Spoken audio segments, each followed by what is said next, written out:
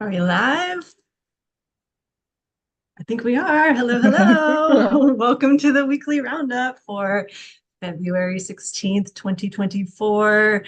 The coaches, we always get on a little bit early and start chatting. We had some really good discussion to start off. And the first one was about profitability and is your studio really an investment? Like, could you turn around and sell it now and make it something that, or is it something that somebody would even want to buy?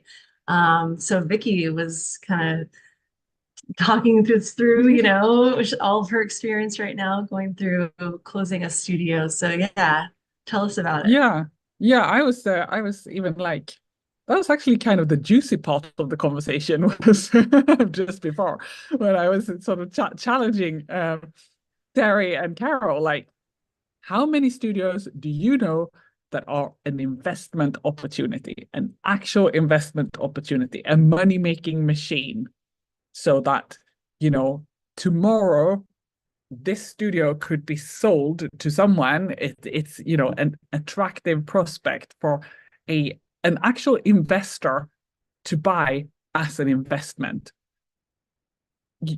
Those actual ones for an investor to buy as an investment. So it's kind of rare because the way that yoga studios are set up and the way that they start, it usually doesn't happen like that. It typically happens with someone who's really passionate about yoga, usually a yoga teacher, who want to teach and have a space for it and create the community.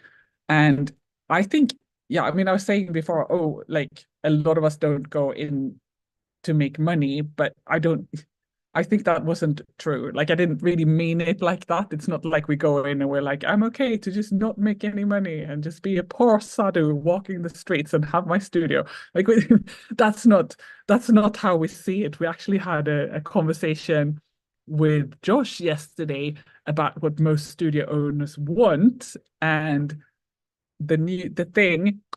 the actual wording was an ethically affluent lifestyle. I thought that was like a beautiful concept, and that really, I think, resonates with most studio owners. Is that's what you want.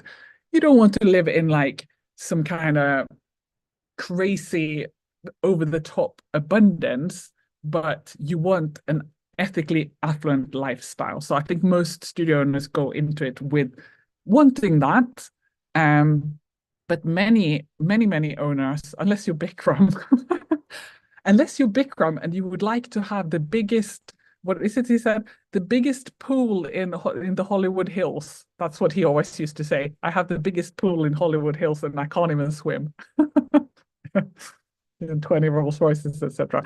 Anyways, yeah, so we want that lifestyle, but yeah, we set it up, and most like I feel that many, maybe the majority of owners end up at a place where they are teaching some classes, maybe not like loads and loads, but like a comfortable amount of classes, and they do an amount of work in the studio that's kind of like management, maybe kind of high level management, but some kind of management, so that they're actually working full time in the business. And then maybe the business then makes a profit.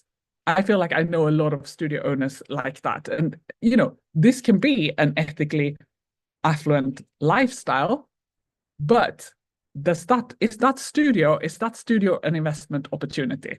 If you Yes, take away that owner, you yes, take away that owner and you put in this investor who is not crazy about doing like continuing education for teachers or teaching for Vinyasa flow classes a week. Is that investor going to be like, yes, I want this?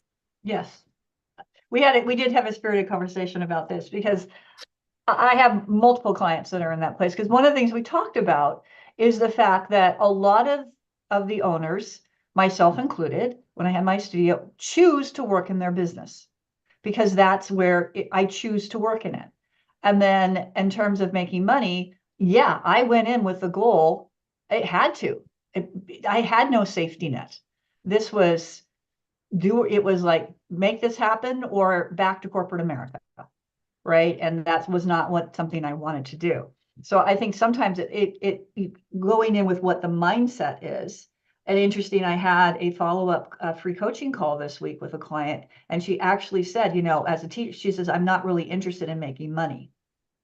And I just looked right at her and say, I have to tell you this, you're not my client yet, and this is a free coaching call, but if that's the mindset you're going in with, then why bother?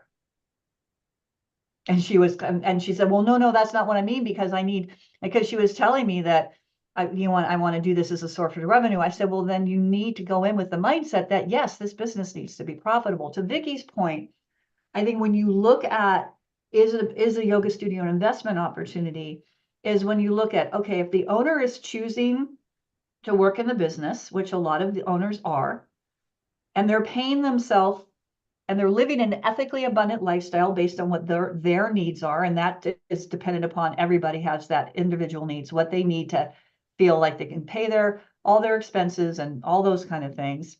And that, again, is a very personal choice. But if they feel that they are making that money to support themselves and their family, and they have a team in place, and they are profitable, then yeah, that's an investment opportunity. Because if someone were to look at it and say, you know, I just want this as I want to be able to take that profit myself. And all right, so the owner's gone, I'm not going to do that. Well, they hire someone to do what the owner used to do. So therefore, that owner salary now becomes staff salary.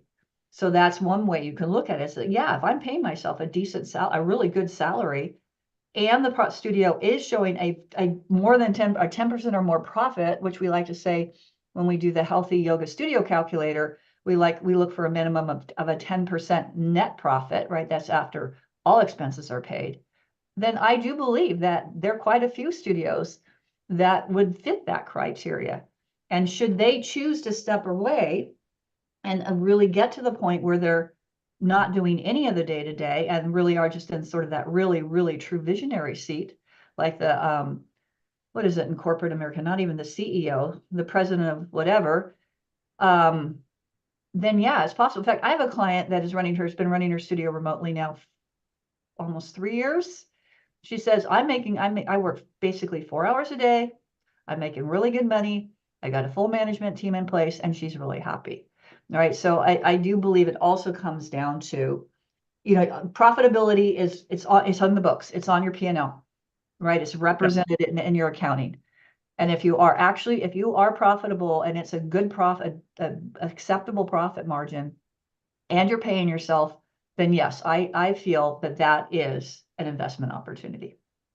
So what about selling your studio to someone who is this like pure investor, and who is not from the yoga world, not previously a studio owner or yoga teacher? So I know, Carol, you sold your studio to someone and that worked out really well. But the new owner, she already owned the yoga studio, so she knew exactly what she was getting into, and she was able to kind of take on the tasks seamlessly that you and the other owner had done before. Do you guys know of any such sales that have been, you know, where the studio's been sold to someone who really doesn't know anything about running a yoga studio? It's all reliant on SOPs and staff skills. You know? The woman who bought my studio. Yeah. I mean, and now she's opened a second location. She didn't have a studio before. Nope, didn't have a studio before. Got certified during the pandemic on an online thing. So really had never taught before at all, and still isn't teaching, from what I understand. Only teaching very occasionally. And last year she opened a second location. So it is possible. Yeah. You have it's a turnkey opportunity. All the SOPs are in place, all the procedures are there. Yeah. Okay. Good. Yeah. I mean, that's what we coached towards, you know. It is. We got into coaching so that we could get all this stuff in place, knowing that we were going to sell in the next, you know, few years. So it was, you know, it took time. But yeah, I think ultimately the coaching is what really helped us push through to the end, you know. Yeah. It was yeah. And I also think going in with and I've talked about this a bazillion times before. So you had coaching as owners. Maybe we should just clarify Oh, that. yes. Yeah. Yeah, As you on- had on the coaching owner's- as the owner side. You had a coach help you before Yes. you sold your studios. Yeah. Yes. And actually, it was my coach that inspired us. Like, she said, you should do this. And that's when Josh and I started talking way back in, I don't know, 2017, I think it was, when Josh and I first started talking about, collaborating on coaching. And I mean, I've said this before, and I've said this in numerous, talking to people, and everybody's like, when did you decide to sell your studio? Right. And I know we talk about this a lot in the YC, and my answer is always the same. I decided to sell my studio the day I bought it, because I had a very clear because of the fact, I'll say it again for those of you who aren't aware, I'm originally from California. My studio was in Massachusetts. I ended up there very serendipitously, went for 4 months, stayed for 12 years, bought and sold a business. And since I wasn't from New England, even when I bought it, I never planned to keep it beyond, it was initially 10 to 12 years, until I was like in my 63 to 65. Things just sort of accelerated, but because I always had that exit strategy in mind, because I knew at some point between 10 to 12 years, I was going to sell my studio.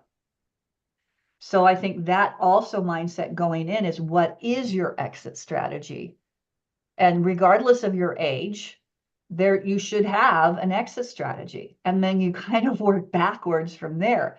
Because if you're really young, what if and you're not not in a relationship, but you get in a relationship and you want to have kids and you want to step away? What does that look like? Or if you're like me, when I bought it in my early 50s, you're looking this, I want to be able to retire. What does that look like? So always having that end game in mind, even if it's like way vague in the distance, you're not even sure. But at some point, if you build this business up, what do you want to do with it? Even if you don't know exactly when that's going to happen, it's like, do you just want to walk away at the end of the day? Or if you've built up this amazing community and this thing, do you want to just like close the door, walk away and leave? Or do you want to be able to pass the reins to somebody? I think most of us would ideally like to pass the reins to somebody.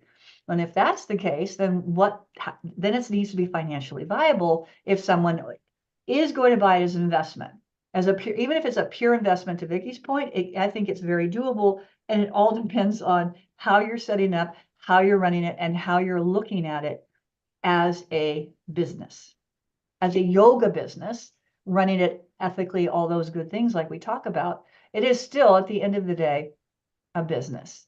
And I got off on a tirade on this the other day, is like, someone says, well, what about nonprofit?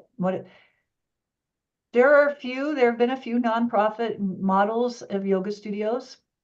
However, I always like to point out, nonprofit does not mean no profit. What nonprofit means is they take the profits and they invest it in programs and services. They still have to be profitable, because they still have to pay things like rent and salary and utilities. So nonprofit does not mean no profit. And I think sometimes we kind of get lost in that. And again, we always talk about that, the yoga sales trainings and the boot camps is this really weird dynamic in the yoga world, that you should not make money with yoga. Carol, and I kind of cut you off a little bit back there, which is typical of Seven. So sorry. Oh, no, you're good. No, everything you're saying is great. And I think that, looking back, I wish I had thought about what is the end game sooner, because you don't want to get in a situation where suddenly like there's a life change and your business isn't prepared for a sale or transition like that, right? So when we started coaching to sell, it got really laser beam focused on how do we make this an investment opportunity for somebody else? And we put all the things in place that were needed. And like, I wish, had we done that 5 years earlier, I could have, at least been ready and probably been more profitable in those years leading up. I don't know. Well, there's 2020 was in there, so I don't know. But anyway, we got it together quickly. But yeah, looking back, I wish I had done what you had done and thought from the very beginning, like, what is the end game? What do we want? And how do we get there? And then been prepared and had all the systems in place. It made running the business that much easier. So. And I know for me, once I, started getting systems, it makes it, if you don't have systems in place, and it took me a while to figure out what systems I wanted to get in place. And this is, once I got my coach, it became so much easier. However, that's when things really can start to take off, is when you get your systems in place. And if you're not sure where to start, simple things, just like opening, closing checklists. Basically, when you look at systems, is like there should be a system for everything that happens in your business, and it shouldn't be up here. I'm horrible about holding all this stuff. Oh, I know what to do. And if you're following this category, it's easier for me to do it than to write it down. Right. So that is, I think, for me, I don't know about you guys, maybe you get, because Carol is definitely, her brain functions different. She loves to do that kind of stuff. For me, it was just writing the stuff down. And once I did, life got simpler. No, I'm totally guilty of that, Terry. Like, it was so much easier for me to do those things than to have somebody else do it, write all the pieces. But then if you do that work up front, it saves you time down the road. It really does. So once I had that mindset, then I wanted to make everything a system. Yeah. Yeah. I think that's a good one.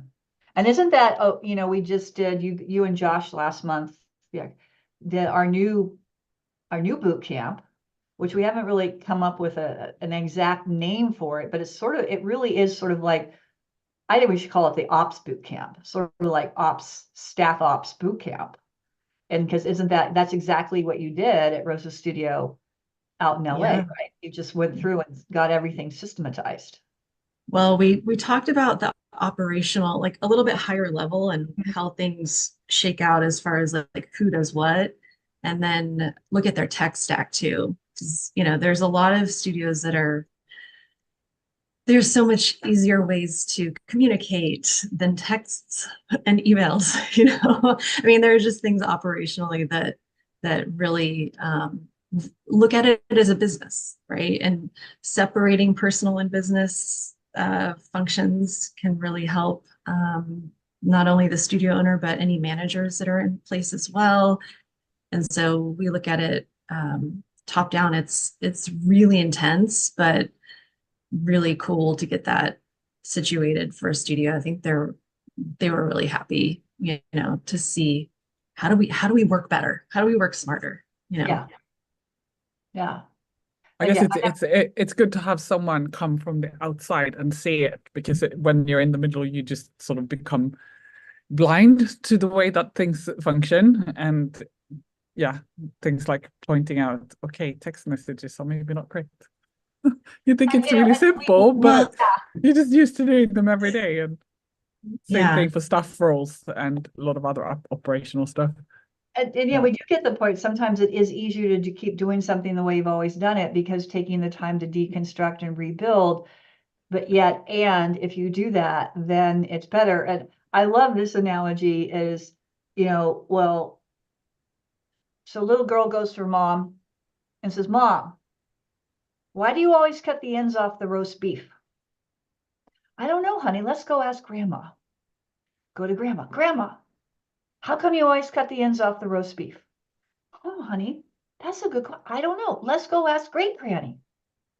"Great Granny, how come you always cut the ends off the roast beef?" "Oh, because my pan wasn't big enough." Which illustrates that when you kind of go back as to it was like, that's what needed to happen at that time. And just because we're fast forward, if you use 20 years of generation, 60 years later, you're still doing it. I know this is a bit of an exaggeration, but I think it really illustrates the point is, okay, this worked when we had the business this way. By Vicky. And is it still working? Well, is there a better way to do it? Like to Carol's point, messaging, text messaging, that type of thing. private Facebook groups. You used a private Facebook group at your studio, right, Carol? We did. We had a few for the different, types of employee, and so that it got very clear there. Now I'd probably move to Slack because I love it and I get it, and it's so much easier you can turn notifications on and off. You can save an item for later so that, my brain, the one thing about text messages, if I look at it, It's either I have to do something right now or I have to like write it down or keep it in my brain until I want to do it. And that is a stressor. Yes. That's an extra level of like a pain point a lot of times for an owner, because it's like, I'm at my kid's basketball game right now and I can't take care of this at this moment. So now I have to hold on to it. Yeah. Whereas in Slack, and to some degree, Facebook, private group does not help the situation, where Slack, solves that problem where you can go back to it later. I think the things like Facebook is that I know for me, you get pulled in too many different directions. You want to pop in and chat, but then the next thing you know, it's 15 minutes later because we got sucked into, I'll check this real quick, or I'll check this real quick. And I think to the point, because I've gotten pushback from clients like, oh, my teachers don't want to do another app. I say, well, this is how you approach it. It's like, this app is designed to separate your personal from the professional. I was about to say, that's the thing with Facebook, is like you get on, it's a personal application, but you have a business side to it, and it's still overlap that could be helped with a different system. So that's, I think, a big thing is, and all of this stuff that we're talking about now it really kind of leads into what Vicki kicked off at the top of the roundup, is profitability. Because when you look at all of these things, like your tech stack, and I remember sitting at a Mind Body Bold presentation years ago, and absolutely today it's equally as relevant, is to lean into your technology. Lean into technology and use technology to help you run your business where you can, so that you're really utilizing your human resources, the people, to do the things that technology, even AI, can't replace. Right? So that way, and actually even paying for some tech things. If you look at the cost benefit ratio, so I'm paying for this little thing, whatever the thing is, that is going to do all these things. Well, guess what? Now my staff doesn't have to do that. So it more than pays for that expense. One thing that I've been just digging into ever since Orange Lowe's Kristen Sapp's on-site we did last fall, is really the whole membership cancellation or downgrade, things like that. And it just is amazing. And I think back the way I did it too, is like how much admin time that sucks out of your team to manage those member cancellations or member change. But where you can do a simple thing like have a standalone webpage that says membership changes, have a form that people fill out, and it directs them to, so that yes, there still is a human interaction in that someone has to actually go in and make whatever change that is. But by the time that form is filled out, there's no back and forth. You know exactly, okay, Carol wants to downgrade to our mini membership. Boom. Okay, I process that. Terry is moving. Okay, boom, I go in and I cancel her membership because and then the other thing that gives you is, because one of the things you ask for is why. And so then you're able to track, and then that way that gives you data to say, okay, we're getting a lot of, not enough time, or we're getting a lot of complaints about this. And now what can we do to fix that, Carol? Oh no, you're right. Oh, you came off mic, so No, I thought I needed to clear my throat. Oh, okay.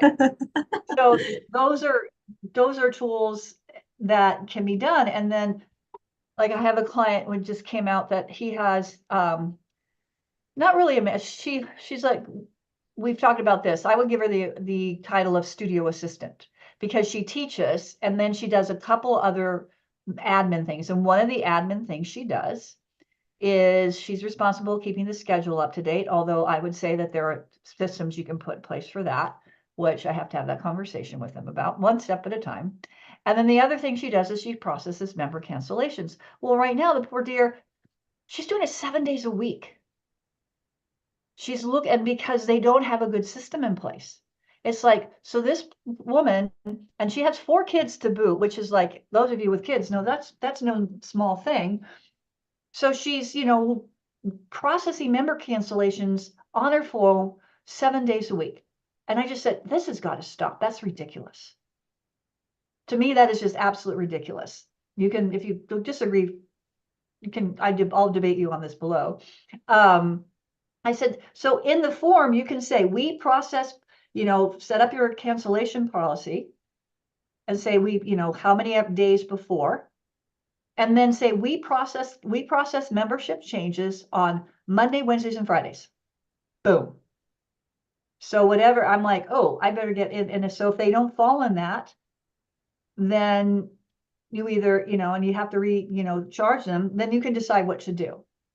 That's why I recommend, Carol, what do you think of this? I know some people that have theirs at like 2 to 3 days. I think that's too little. I think 5 days is a good sweet spot. 5 days before your billing date, 5 to 7 is, I think, sweet. What do you think about that, Carol? That's what I typically coach to, is 5 to 7. I mean, you want enough window that like you don't have to process 7 days a week. That's the whole point. Yeah. And you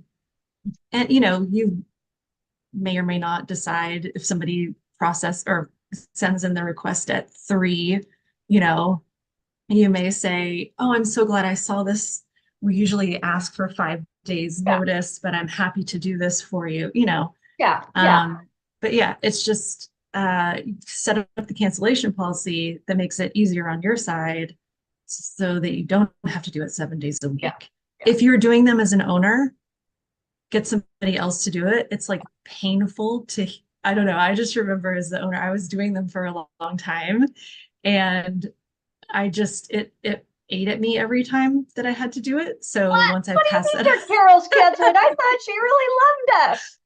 Well, and the other part of that is the questionnaire. Like, it doesn't have to be like a full long thing, but like, I do want to know why you're canceling for the data. And that totally helped me too. Yeah. Because we could see if it was usually somebody moving and, the feedback was positive. But when we didn't have that information, I would just think, oh, they hate us. We did something wrong, but we didn't know really for sure. So a strong cancellation process is really key for a studio to get in place. Yeah, it just makes life so much simpler. And also, there's two other thoughts I have on this too, is that we've talked a lot about this lately. By the time everybody's like, well, I want the email because I want to try to save them. And I said, let's think about that. Of the cancellations you get, how many do you actually save at that point? And everybody's asked this question of lately, says very few. I said, then why put yourself through all of that email back and forth? Because reality is, by the time someone actually says, I want to cancel my membership, it's pretty much too late.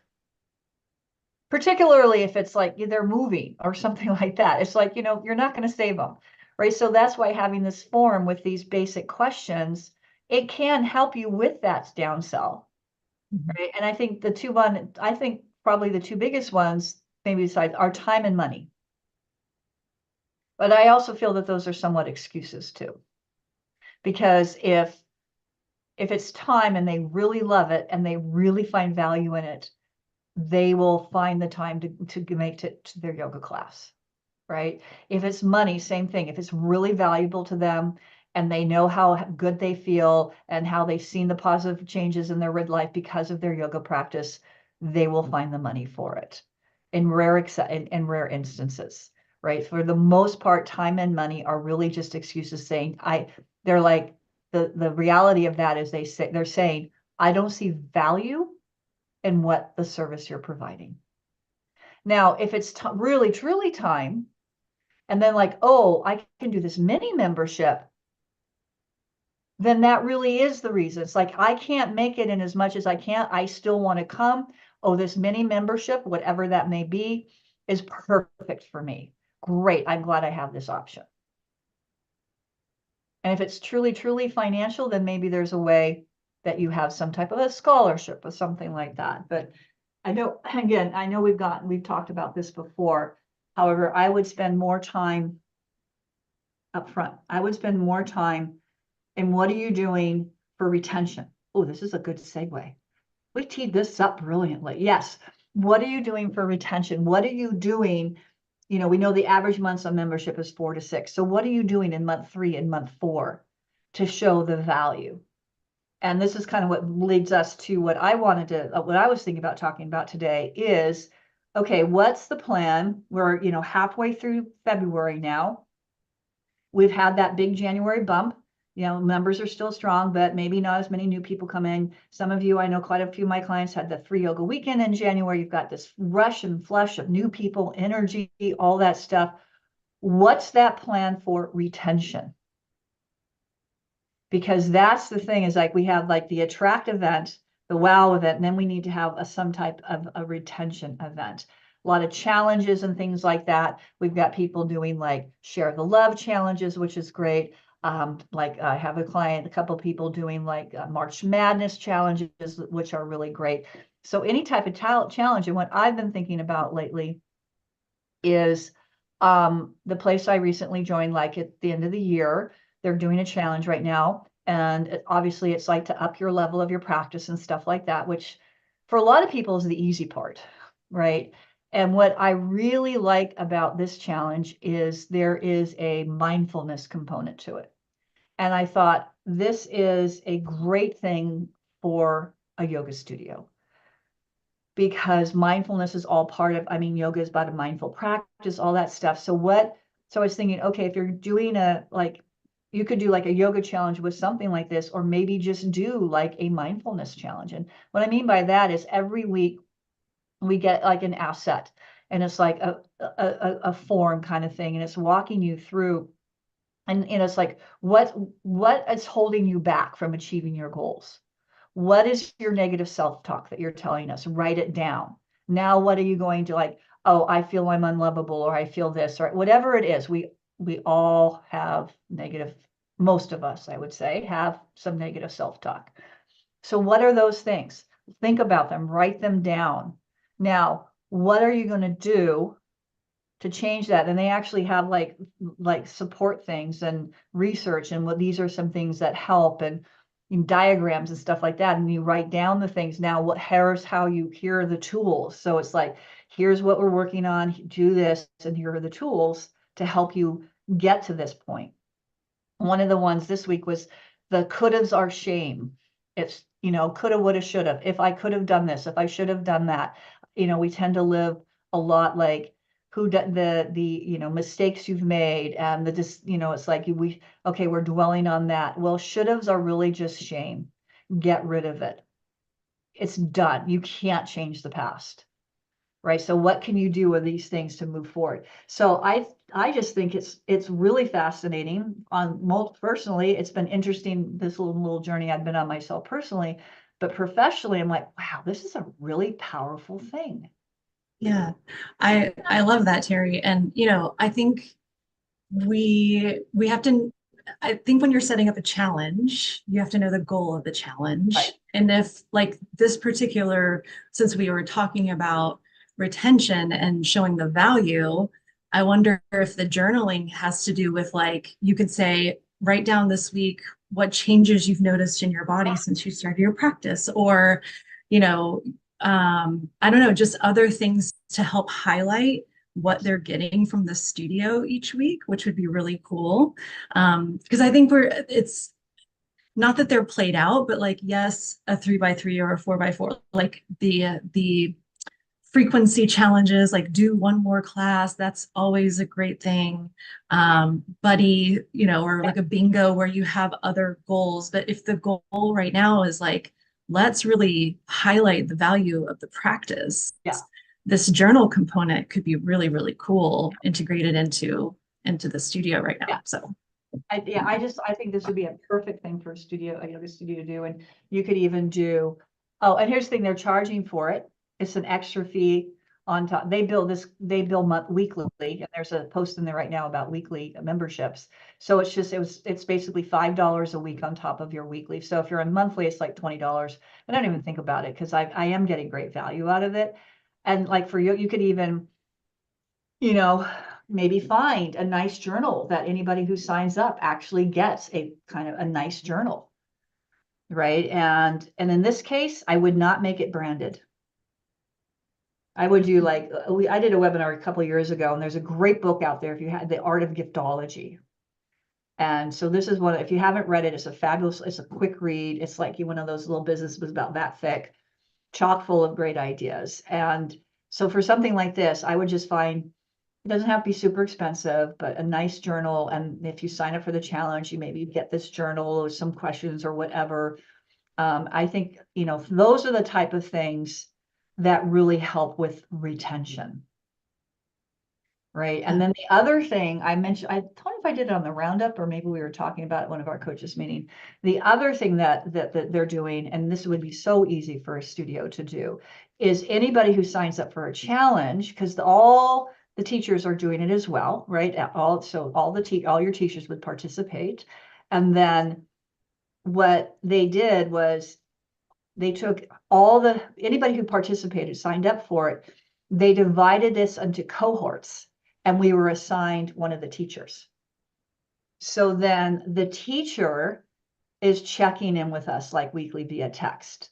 Now, for all I know, it could be one person doing it and they're just signing it from that coach, right? Through their automation platform. Doesn't matter, right? I feel like I'm in Heather's cohort and I'm like, she sends me messages and, what can I do to support you? How are you feeling? Can you do this? And, I would respond back and I get LOLs and hearts and stuff like that. I don't actually know if it's Heather, although I think it probably is, but doesn't matter. It makes me feel good and makes me feel connected. It makes me feel like, hey, they notice me, they care about me. And that's what we're going for. That is, like we say in the days of old, priceless, the MasterCard commercials day of old, right? Well, and it's much, as we say, much easier to quit a membership, or much harder to, I'm flipping you're it. right. It's easier to quit a membership than a community. Yes. People will quit a membership before they quit a community, which is why when people get to cancel their membership, if it's other than they're leaving the area, there's probably something that could have happened, or they need to suspend because they're having surgery or they're pregnant and their doctors advise them not to, those type of things. You've lost them before that, probably a month or two before that. So that's where knowing your KPIs, knowing what's your average months on membership, because then you can say, okay, we know that our average months on membership is 4.5. Therefore, what are we doing by 4.5 and they quit? It's too late. What are we doing really at month 2? Because month 2, they're thinking, maybe I'll give it, I'm quitting. So that's why when you're looking at building like your automations, it doesn't end when someone becomes a member. So if you're on like a direct membership, oftentimes we'll have an automation maybe for the first 60 days because we want to get them from month 1 to month 2. It doesn't end there. And then if you're on, selling into membership, okay, you've got your automation set up to get them to get the membership in month 1. And then so they get the membership, it doesn't end there. I have some clients that have like 2 years built out. And you're like, holy smokes, 2 years, Terry? Yeah. And again, keep in mind, you don't have to just do a little bit of time. If you have an automation that's 3 months, okay, bring it to 4, then bring it to 5, and then eventually you build it out. And yeah, is anybody ever going to stick around for 2 years? No. However, you will have people that do stick around, and who knows because I did this math with a client one time based on their average months of membership and based on their cancellation rate and how many people canceled. And in just 1 month, it's like if they could have gotten every member that canceled in like the first 6 months of the year to stay one more month. Just one. We're not talking going from 3 months to 10 months. We're talking going from 3 months to 4 months. It was thousands of dollars. And if you multiply that, it was over a course of a year, it would be it could be potentially tens of thousands of dollars just by getting someone to go one more month on membership. Yeah, I think so many times we're focused on lead gen. We need more people. We need, why aren't we getting more people in the door? But people that are already there, like you said, if you can get them that length on membership to go up, that's a huge number to look at. That's going to be compounding over time, Yeah, and that's a really good point too. When sometimes we think, oh, we need more lead gen, and this goes down to your KPIs. Because we've talked about this before with several of my clients, it's not about lead gen. They got plenty of people. It's about retention. It's about even just getting them to buy the intro offer. Oh, yeah, I love looking at these numbers because sometimes it's like you can tell right away, you guys are doing a really good job getting people from intro to membership. But my God, nobody's getting on the intro. Yeah, Like, exactly. if we just looked at that, we just looked at that, or conversely, wow, you're really good at getting people to buy your intro, but you're not converting those. Yeah. I mean, I have a client, we looked at, they had over 100 new members 1 month. You know what their conversion rate was? 4%. Ouch. It was ouch. It was ouch. Now, the thing is that is so fixable. Right. Once you know it. Yeah. And that's the thing about knowing your numbers. And this kind of goes all the way back to the top of the Roundup hour, is becoming profitable. The only way you're going to get profitable is if you know what your numbers are. And when you know your numbers, even if they're like so fucked up, as Josh would say, I'm channeling Josh right now, dude, even if they're fucked, you know where the work is. You know where to concentrate your energy. Mm-hmm. Conversely, so if you really don't have enough people coming in, but you're great at getting them in, okay, now that is a lead gen issue. Let's get more people in. However, if you're getting people, and I say, and then depending on your market, if you get 50 people and you're converting 4, you don't need to focus on lead gen. If you're getting 50 people in and you're converting 45, well, okay, yeah, we need to get new people in the door. But and I have a new client is like, oh, we need to work on our SEOs, we need to work on our lead gen, and I'm like, no, you don't. This is what you need to work on. Because right now you're not converting anybody to anything. So that's the challenge, is knowing your numbers. And then I always say, what is the story your numbers tell you? And the story equals the opportunity for your business. It's not shade on you. It's like, okay, you don't know what you don't know until someone tells you you know it, which is my case. It's like, I didn't know what I needed to know until somebody told me. So when somebody told me this is what I need to know and this is what I need to track, now that you know that, what are you going to do? Then that's absolutely 100% in your control. Yes. I know. I was like, there's not much more to say about that. Yeah. Okay. Phew. I don't know. That's right. What else, Carol? Well, I think. Yeah, I got to run off to a call. Yes, you got a call coming up. I actually have a 4-hour sales training this afternoon because someone recognized that they need a little help with their team at the front desk that I pretty much prepared for. So yeah, post your comments below. Also, if you're not on, you don't have one of us as a coach, you can always, if you haven't scheduled a free coaching call, reach out, schedule one of those. Or any one of us coaches, if you just want to schedule a one-off coaching call, or you can schedule one-off, a 2-hour, a 4-hour call. If you're like, I just want some help around this thing, book it in with any of us. Be happy to talk about, like we talked about today, how do I set up this membership cancellation thing? Perfect thing. We can sit down, we can bang that out probably a couple hours, right, Carol? I would say 2 hours, we Absolutely. can get the outline of that done. And the other thing I was going to say too, depending on your software, you can even offer self-cancellation, and we can talk about that if you, depending on which software you have. Some will allow cancellation of contracts, some won't. There's pros and cons to both of those ways. But again, if you're feeling like, oh, well, that's all well and good if I have a dedicated coach, we're here to support you. Post your questions in the YC. We will get in there. We answer them. We're in there all the time. And then if you really want to get into some work on just one specific topic, that's what we're here for. That is what we're here for. So, yeah, I can't think of anything else. Yeah, let us know what challenges you're doing. What do you think about doing something around mindfulness? What do you think about where you're at with your profitability of your business? How do you get to that point? And yeah, go do some yoga. Sounds good. All right, take care.